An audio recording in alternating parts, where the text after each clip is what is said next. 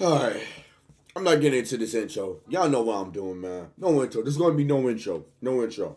No intro. We're going straight into this. None of that, you know what I'm saying? Every time you hear Juice WRLD, or every time there's someone else I follow, but no, there's none of that. We're straight into this video. We're back for Rebound. I'm back.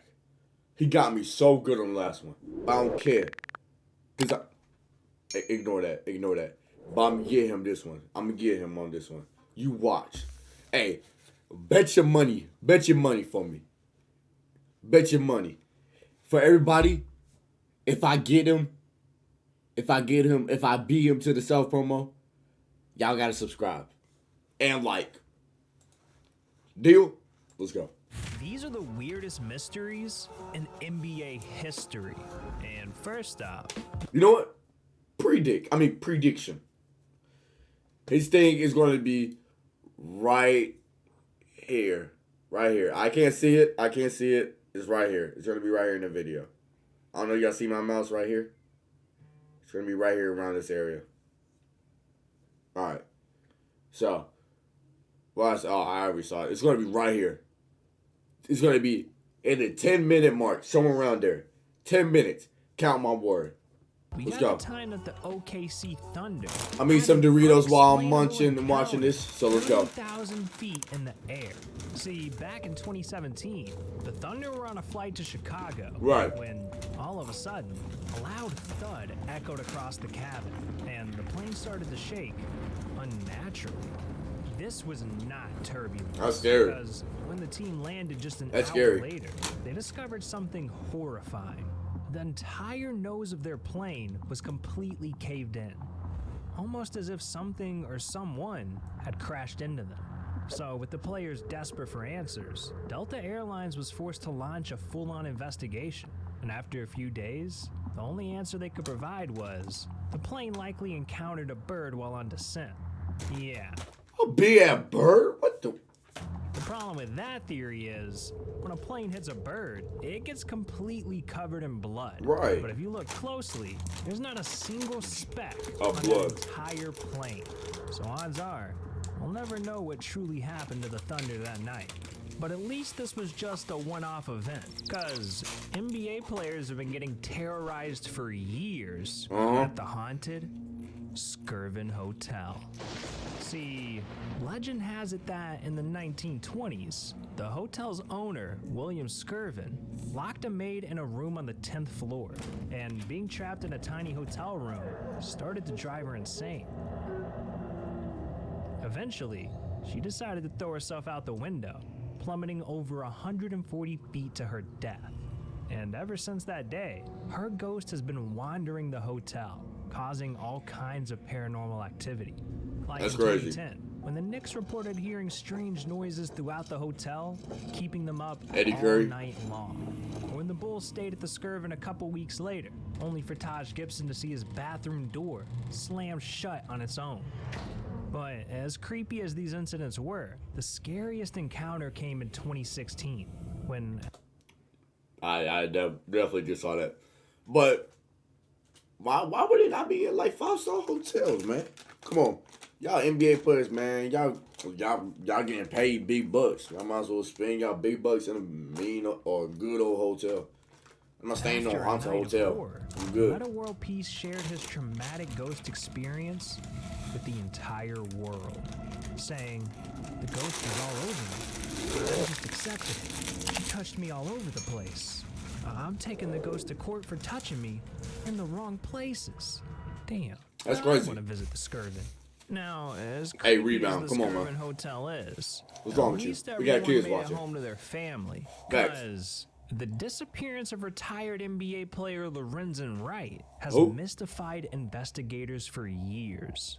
July 18th, 2010, 7:30 p.m. Lorenzo Wright was visiting his ex-wife, Shira, in Memphis, Tennessee, to help put his kids to bed. And with night swiftly approaching, he decided to step out the front door and head home.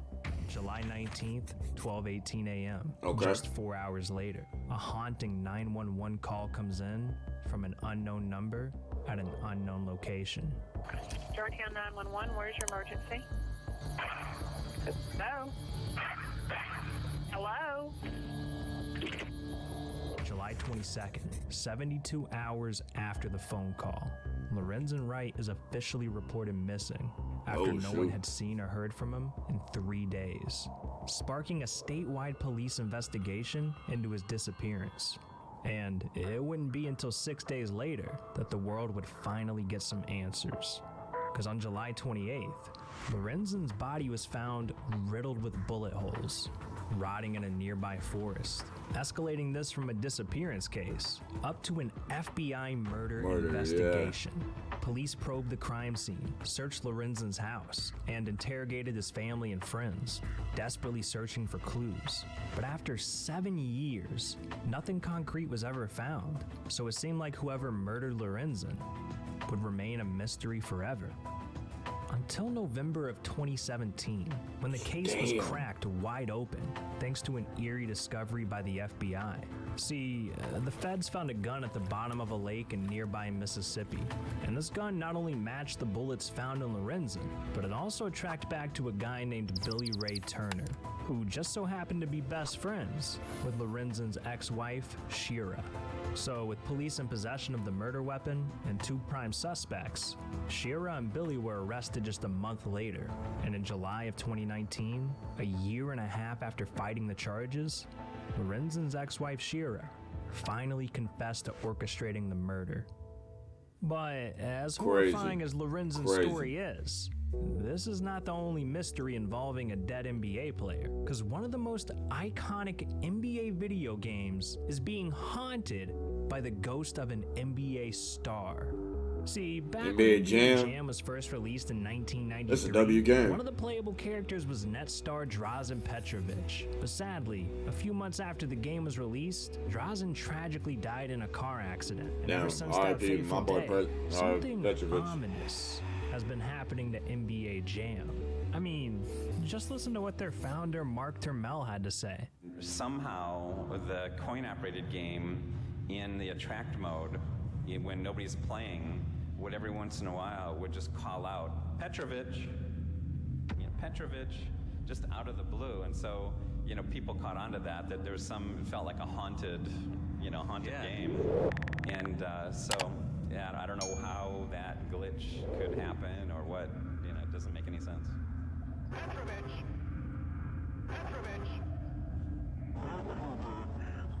Oh, hell nah. There's some weird stuff.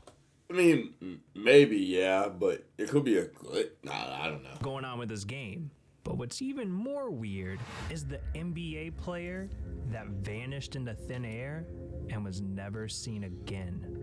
See, back in 1999, Pistons center Bison Dele retired from the NBA to pursue his lifelong dream of traveling the world. So he purchased a boat, named it Hakuna Matata, and spent the next 3 years sailing the Pacific Ocean. But on July 6, 2002, something went horribly wrong. Cause with his brother Miles and girlfriend Serena, Bison set sail from the port of Tahiti and was never seen again. Tahiti. When no one had heard from Bison in over a week, an investigation was launched by the Tahitian police. And a few days later, they learned that the Hakuna Matata was seen docking at Tahiti what just a days wonderful after Bison had last set sail. I'm tripping. The problem was, the only person that got off the ship was Bison's brother Miles, and when police tried tracking him down, he was nowhere to be found. So with no leads to go off of, police decided to interrogate Miles' close friends to try and find some answers. And according to Miles' ex-girlfriend, Miles admitted to attacking Bison on the boat, which is exactly what investigators needed to hear to get a warrant for Miles' arrest. So the feds started their search, trying to hunt him down. And on September 15, 2002, they received an anonymous tip saying that Miles was spotted on a beach in Tijuana, Mexico. So police swarmed the scene, expecting to make an arrest, only to find Miles in a drug-induced coma, barely clinging on to life. And shortly after, he was pronounced dead. Just like that, the investigation was over, and whatever actually happened to Bison remains an unsolved mystery to this day.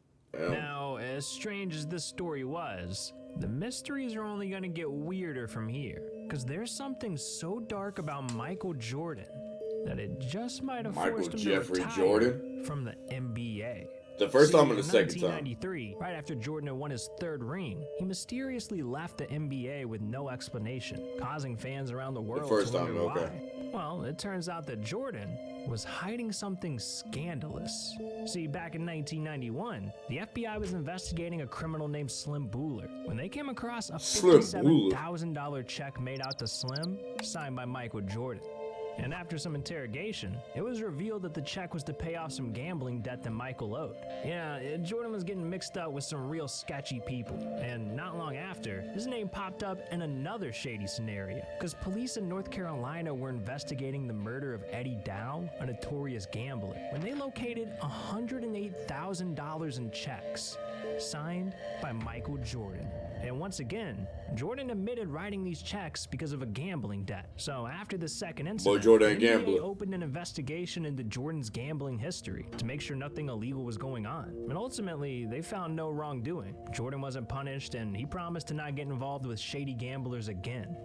Until 1993, when another gambler came forward and claimed that Jordan owed him $1.2 million. So in Claim. response, the NBA launched another investigation into Jordan. But this time, there was no conclusion to the investigation, because shortly after, Jordan announced his retirement, and the investigation mysteriously went away, leaving fans wondering if it was all just a part of a secret deal he made with the commissioner to avoid an NBA suspension for gambling. Now, we might never know if this was true or not, but Jordan was allowed back in the league just a year later, so it didn't turn out too bad for him in the end.